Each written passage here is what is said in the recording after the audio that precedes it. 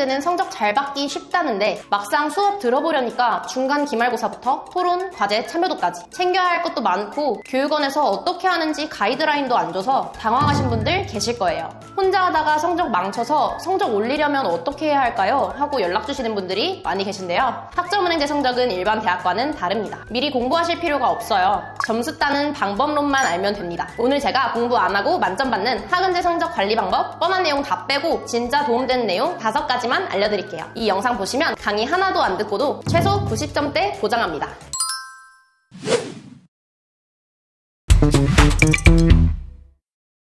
학점은행제는 자격증, 독학사에 대한 성적이 반영되지 않아서 오로지 학은제 수업만 성적 관리하면 됩니다. 이때 가장 성적 잘 받기 유리한 전공이 경영학입니다. 학점은행제를 하는 학습자들의 90%가 선택하는 전공이죠. 경영학으로 하면 쉬운 난이도의 전공 자격증이 많아요. 자격증을 따면 그만큼 수업으로 듣는 학점이 줄어들어 성적 관리할 과목 수를 최소화할 수 있습니다. 수요가 많은 만큼 온라인 수업이 많이 열려 성적 잘 받기 좋은 과목을 골라서 들을 수 있어요. 게다가 인원이 많은 만큼 그저 자격증 취득 목적 혹은 편입이나 승진 목적 등 점수 상관없이 학위 취득만 하려는 학습자가 많아서 하위권을 깔아주기 때문에 가장 성적 받기가 쉽습니다. 이런 이유 때문에 무조건 만점 가까이 만들어야 하는 메디컬 편입, 보건계열 편입하는 분들은 대부분 경영학으로 학위를 땁니다. 나는 다른 전공으로 학위를 딸 건데 어떡하지? 생각하는 분들도 걱정 마세요. 다른 전공을 희망한다고 하더라도 다음 방법대로 진행하면 성적을 최대로 올릴 수 있습니다.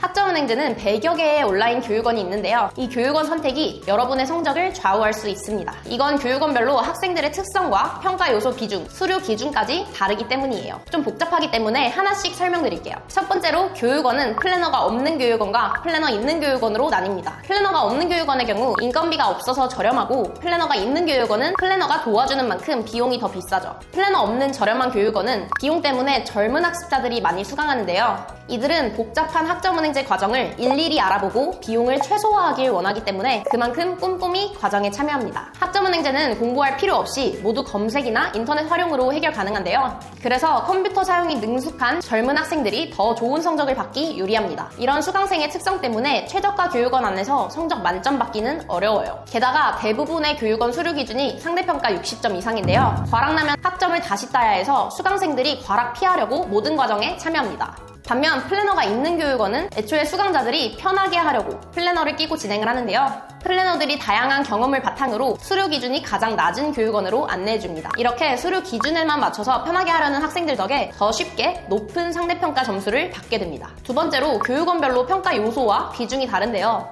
일반적으로 학점은행제 과정이 출석, 중기말, 쪽지, 토론, 과제, 참여도 이렇게 나뉘는데 이 중 학생들이 많이 점수 깎이는 부분이 과제거든요. 따라서 과제 점수 비중이 낮은 교육원을 선택하면 과제 감점에 대한 타격이 적습니다. 실제로 제 학생이 저렴한 3, 4만 원대 A 교육원과 제가 안내드린 과제 비중 낮은 B 교육원 두 군데 모두 진행해본 결과 보여드릴게요. 일반적으로 B 교육원에서 진행을 하면 혼자 하는 교육원보다 최소 10점 이상 높게 나오는 편입니다.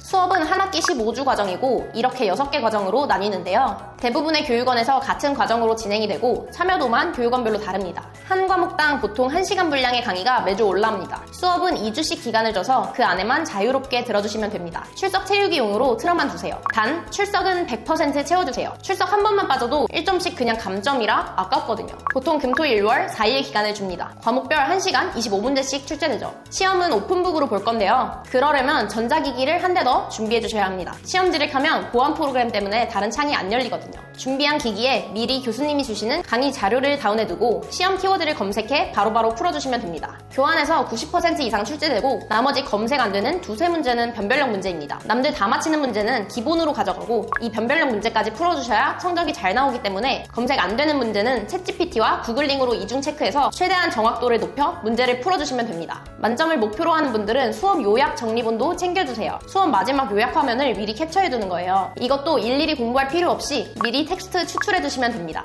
이건 교육원마다 다른데요. 보통 시험의 5분의 1 버전이라 5문제 정도로 시험과 동일하게 대비해주시면 됩니다. 토론은 짧은 글쓰기입니다. 주제에 맞게 찬성, 반대 등 내 의견을 쓰고 논리에 맞게 근거를 쓰면 됩니다. 토론은 게시판에 공유되어 다른 학습자의 의견도 볼 수 있어서 의견이 겹치면 늦게 쓴 사람은 감점당할 수 있어요. 최대한 빠르게 제출하는 게 유리합니다. 학생들이 가장 걱정하는 파트죠. 과제는 대학 버전 레포트로 서론, 본론, 결론 형태의 글쓰기인데 보통 두세 쪽만 쓰면 되고 과목당 빠르면 2시간이면 씁니다. 관련 자료를 해피캠퍼스, 레포트월드 통해서 구매하거나 플래너를 통해 자료를 받아서 수정하는데요. 구매한 자료는 표절률이 높아 그대로 내면 점수 못 받습니다. 그래서 글자 크기, 줄 간격, 글자 수, 분량 등 교수님이 제시한 형식 그대로 지켜서 작성해주시고 표절률 20% 내외까지 수정해야 합니다. 신뢰성 없는 블로그 글 등은 참고 문헌에 절대 넣으면 안 되니 주의해주세요. 챗GPT로 써도 되나요? 묻는 분들이 많은데요. 요새는 GPT 킬러로 검사를 하기 때문에 감점 위험이 있습니다. 만점이 목표라면 챗GPT는 방향성 잡는 정도로만 활용해주세요. 마지막으로 참여도인데요. 교육원별로 각각 다른데 대표적인 것 3가지 알려드릴게요. 직업, 최종 학력, 준비 과정, 과목을 듣게 된 계기 등 간단하게 2-3줄 작성합니다. 이건 어떻게 공부할지 본인 생각을 교수님이 듣기 좋게 5줄 이상 작성하면 됩니다. 보통 내용을 보지는 않고 양만 채우면 점수를 받습니다. 다만 주차별로 똑같이 복붙하면 감점될 수 있어서요. 양심껏 조금씩 수정해주세요.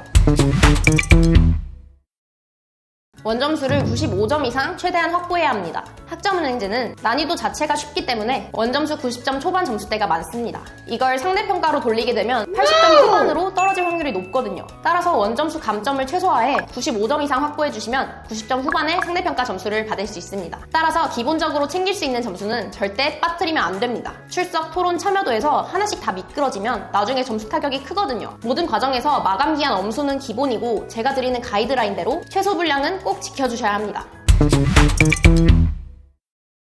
학점은행제 모든 과정을 열심히 참여한다고 해도 수업을 무조건 100% 다 만점 받는다는 보장은 없습니다. 상대평가로 이루어지는 학은제 특성상 그 과목이 너무 쉬웠거나 나랑 같이 수업 듣는 기수 학생들이 공부를 잘하면 한두 과목씩 성적 안 나오는 경우가 있거든요. 이런 결과에 대비해 안전장치를 마련해야 합니다. 학점은행제 성적을 조작할 건데요. 일반적으로 이렇게 8개월 안에 80학점을 취득합니다. 근데 여기에 성적 조작을 위해서 추가로 수업 2과목 이상 더 들어갑니다. 연간 이수 제한을 무시하고 학기당 8과목씩 2과목 이상 넘치게 들어서 마음에 안 드는 성적은 나중에 뺄 거예요. 수업 다 듣고 성적 나오고 나서 마음에 안 들면 버릴 수 있거든요. 수업은 원하면 10과목도 넘게 들을 수 있습니다. 이 안에서 1년에 14과목까지만 높은 점수 순으로 골라서 인정받으면 돼요. 그리고 하나 더 안전장치를 마련합니다. 바로 독학사를 최대한 취득하는 건데요. 자격증은 최대 개수를 다 채웠으니 독학사로 추가 학점을 확보합니다. 이렇게 여유 학점을 미리 확보해두면 불시에 낮은 성적이 나와도 대체가 가능합니다.